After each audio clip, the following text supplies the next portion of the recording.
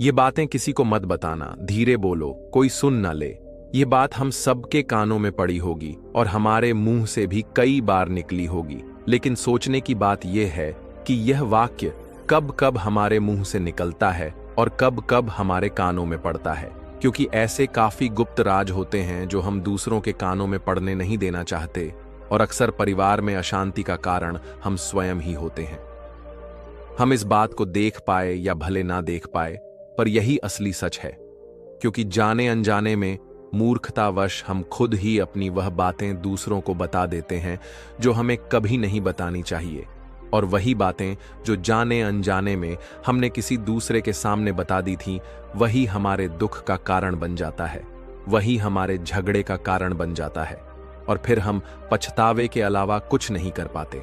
बाद में हमें पछतावा होता है कि मुझे यह बात किसी को बतानी नहीं चाहिए थी, मेरी ही गलती हुई कि मैंने जाने अनजाने में यह बात सभी को बता दी।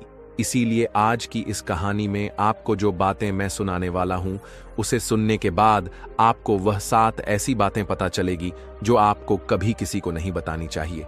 और तो और, यह जो 7 बातें हैं, ये आपको अपने पास क्यों रखनी है, इसका कारण भी मैं आपको समझाऊं। इन 7 बातों के अलावा बहुत समय पहले बात है। एक नगर में रामू नाम का एक युवक रहता था। वह युवक बहुत गरीब था, कुछ पैसा नहीं था। उसके पास 2 वक्त की दाल रोटी भी बड़ी मुश्किल से उसे नसीब होती थी। किसी काम की तलाश में दिन रात खोज करने पर भी उसे कोई काम नहीं मिल रहा था। फिर एक दिन उसने अपनी पत्नी के सामने अपनी सारी समस्या बता दी। उसने अपनी पत्नी को कहा, मैं जिस जगह भी काम मांगने के लिए जाता हूं, तो हर कोई मुझे यह कहकर काम नहीं देता कि हमारे यहां काम की जरूरत नहीं है। मैं काम की तलाश कर करके थक चुका हूं। मुझे समझ नहीं आता कि मैं तुम लोगों का पेट कैसे भरूं, अपने बच्चों को कैसे पालूंगा, और यह चिंता मुझे दिन रात खाई जा रही है। यह सुनकर उसकी पत्नी ने कुछ सोचकर कहा, तुम एक आदमी के पास सिर्फ एक बार ही काम मांगने के लिए जाते हो, और जब वह काम नहीं देता तो तुम दोबारा उसके पास नहीं जाते। अगर तुम्हें उनसे काम लेना है तो तुम्हें हमदर्दी जतानी होगी, तुम्हें उनसे हमदर्दी हासिल करनी होगी, अपनी गरीबी दिखानी होगी, ताकि वह लोग तुम्हारी मजबूरी समझकर तुम्हें काम पर रख ले। इसलिए शर्म मत करो, उन्हें अपनी मजबूरी बताओ, अपनी गरीबी बताओ, और इसी उपाय से तुम काम पा सकते हो। यह बात रामू के मस्तिष्क में बैठ गई। अगले दिन काम मांगने के लिए वह उसी सेठ के पास पहुंचा जहां पर वह पिछले दिन काम मांगने के लिए गया था। लेकिन इस बार उसने हाथ जोड़कर उस सेठ से प्रार्थना की, उससे विनती की कि वह बहुत गरीब है और उसे काम की बहुत आवश्यकता है। वह जो कुछ भी उसे देंगे वह उसमें संतुष्ट हो जाएगा, पर कृपया करके मुझे अपने यहां काम पर रख ले। उसकी यह हालत देखकर उस सेठ ने उसे अपने यहां काम पर रख लिया। वह रोज वहां पर काम पर जाने लगा। अंदर ही अंदर वह खुश तो था कि उसे काम तो मिल गया, लेकिन उसे वेतन दूसरे लोगों से कम मिलता था। वही काम जो दूसरे लोग कर रहे थे, उन्हें ज्यादा वेतन मिल रहा था और उसे कम वेतन मिल रहा था। जब इस बारे मैंने अपने सेठ से कहा, तो सेठ ने कहा कि देखो भाई, तुम्हें काम की जरूरत थी, मैंने तुम्हें काम दिया, मेरा धन्यवाद करने की बजाय तुम मुझसे शिकायत कर रहे हो। यह कैसी एहसान फरामोशी है। यह सुनकर रामू वहीं पर चुप हो गया। बात कहीं ना कहीं सत्य थी। सच थी कि सेठ ने तो उसे उसकी मजबूरी के हिसाब से ही काम दिया था, और इसीलिए वह उसे अपने अनुसार ही वेतन देता था। लेकिन धीरे धीरे उसने यह बात अपने सगे संबंधियों और अपने दोस्तों को भी बताना शुरू कर दी कि उसका सेठ कैसा आदमी है और उसे कितना वेतन देता है। समय बीतता रहा और रामू पूरी लगन के साथ अपना काम करता रहा, लेकिन अब परिस्थितियां बदलने लगी थीं। सेठ अब रामू से दूसरे लोगों से ज्यादा काम लेता था और उनसे कम वेतन उसे देता था। यह बात रामू के मन को बहुत खलती थी। वह दूसरों से ज्यादा मेहनत कर रहा था और उनसे कम वेतन पा रहा था। इससे उसके आत्मसम्मान को बहुत गहरी चोट पहुंची। अब धीरे धीरे उसका मन अपने काम से हटने लगा। उसका मन काम में लगता ही नहीं था। जाहिर सी बात है कि ऐसी जगह किसका मन लगेगा जहां आदमी को अपने आत्मसम्मान के साथ समझौता करना पड़े। इसीलिए जल्द ही उसने अपना काम छोड़ दिया और वह घर पर आकर खाली बैठ गया। अब उसके पास घर का खर्चा चलाने के लिए भी पैसे नहीं बचे थे। इसीलिए उसने अपने सगे संबंधियों और अपने दोस्तों से सहायता मांगनी शुरू की।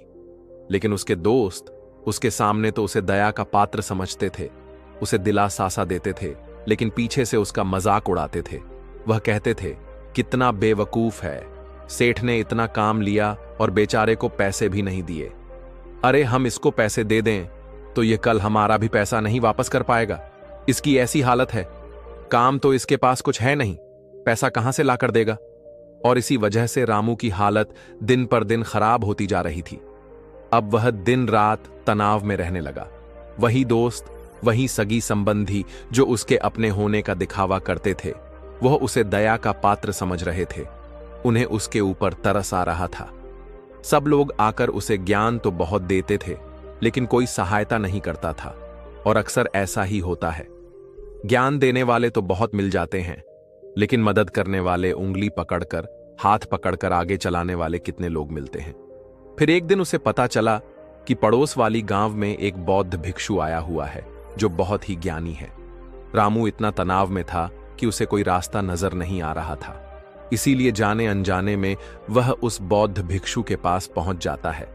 वहां पहुंचकर वह सीधे उनके पैरों में गिरकर रोने लग जाता है। वह रोते रोते उन्हें अपनी सारी परिस्थिति बताता है।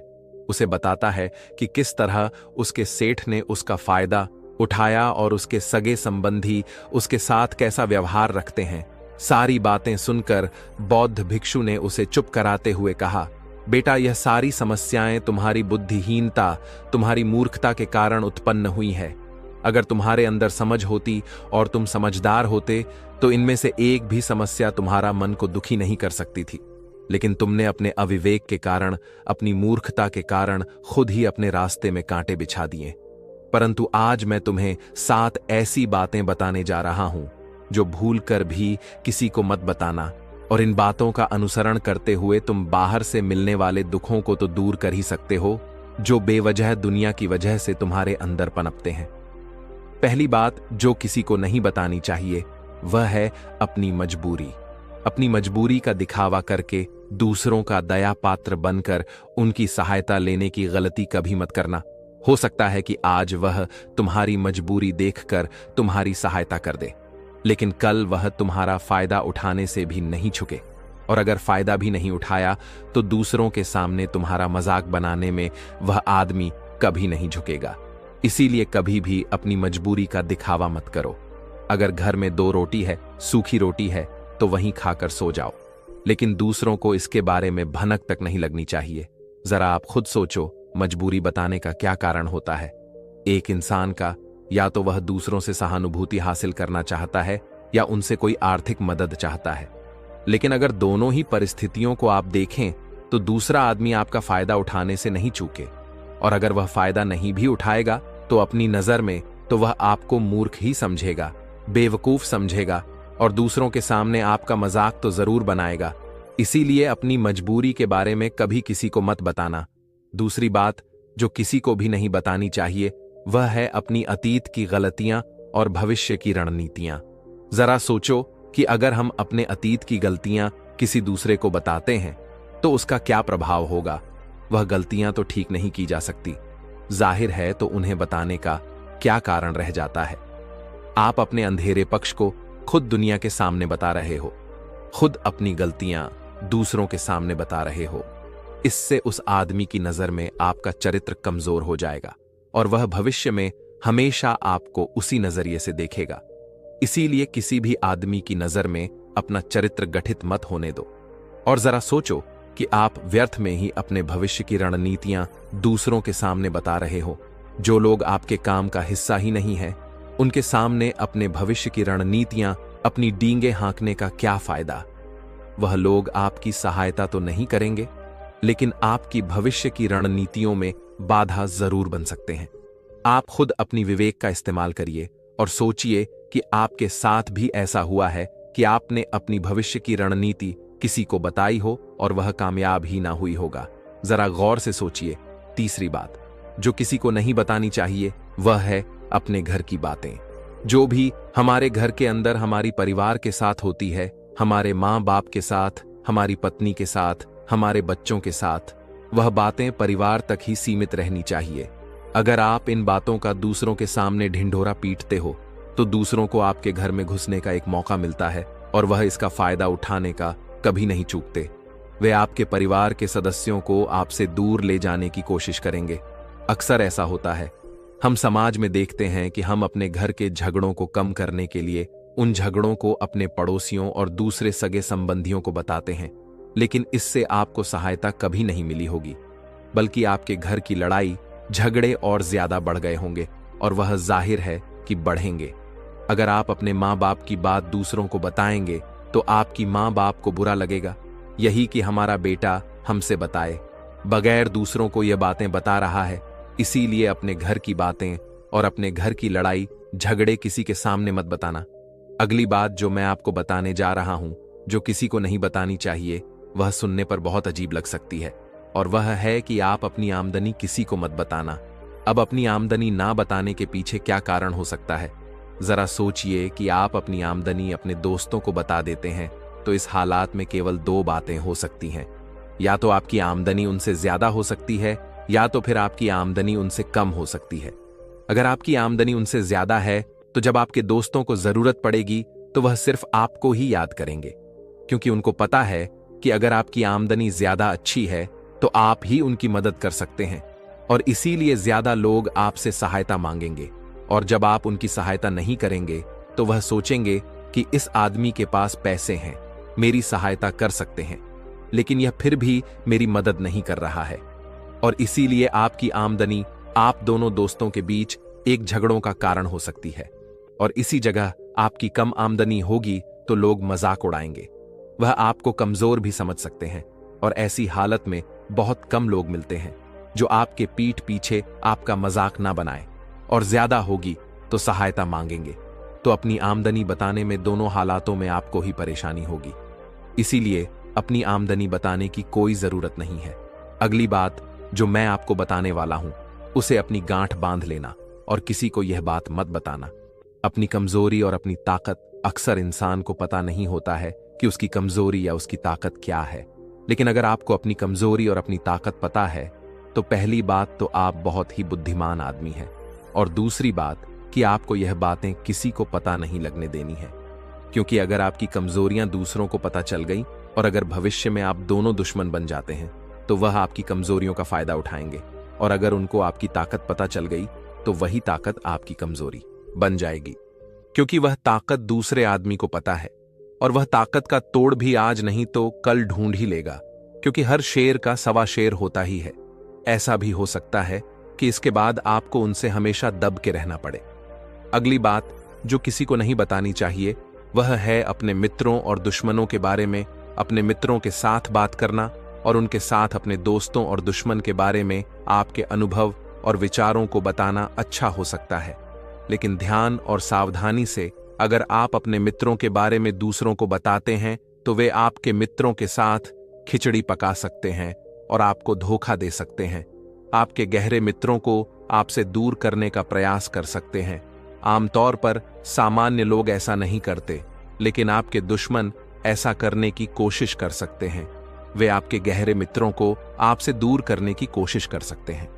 दूसरी ओर आपके शत्रु के बारे में भी किसी को नहीं बताना चाहिए, क्योंकि आज का मित्र कल आपका दुश्मन बन सकता है, और वह आपके दुश्मन के साथ मिलकर आपको हानि पहुंचा सकता है और धोखा दे सकता है। इसलिए अपने सबसे अच्छे दोस्तों के बारे में भी अपने दुश्मनों के बारे में कभी बात नहीं करनी चाहिए।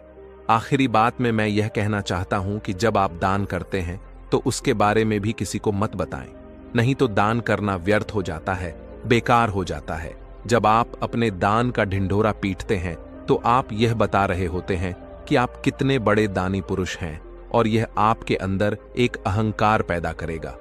इसीलिए दान जितना गुप्त रूप से किया जाए उतना ही अच्छा होता है, उतना ही फलदायी होता है। ऐसा कहा जाता है कि जब आपका बायां हाथ दान कर रहा हो तो दाएं हाथ को भी ना पता चले कि बायां हाथ दान कर रहा है। बौद्ध भिक्षु ने रामू को जो 7 बातें बताई उनमें संसार के सभी सिद्धांत छिपे हुए हैं। इन बातों का पालन करते हुए आप अपने घर में सुख शांति बना सकते हैं